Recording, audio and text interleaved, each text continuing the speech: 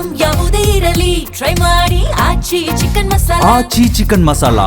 ಬೆಂಗಳೂರಲ್ಲಿ ಕರ್ತವ್ಯ ಲೋಪ ಎಸಗಿದ ಬಿಎಲ್ಒ ಅಮಾನತು ಮಾಡಲಾಗಿದೆ. BESCOM junior engineer Yogesh Gowda suspend ಮಾಡಲಾಗಿದೆ.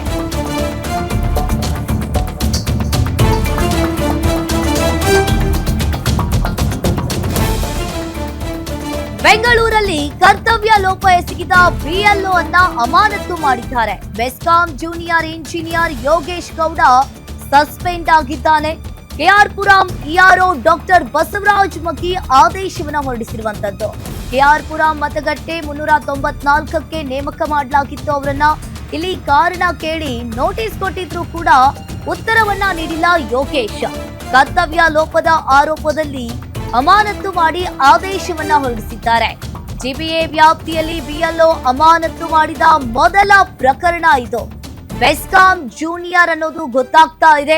ಇನ್ನು ಕೆಆರ್ಪುರಂ ಇಆರ್ಒ ಡಾಕ್ಟರ್ ಬಸವರಾಜ್ ಮಗಿ ಆದೇಶವನ್ನ ಹೊರಡಿಸಿದ್ದಾರೆ. ಕೆಆರ್ಪುರಂ ಮತಗಟ್ಟೆ 394ಕ್ಕೆ ಕಾರಣ ಕೇಳಿ ನೋಟಿಸ್ ಅನ್ನ ಕೊಟ್ಟಿದ್ರು ಕೂಡ ಯೋಗೇಶ್ ಅವರು ಉತ್ತರವನ್ನ ನೀಡಿಲ್ಲ.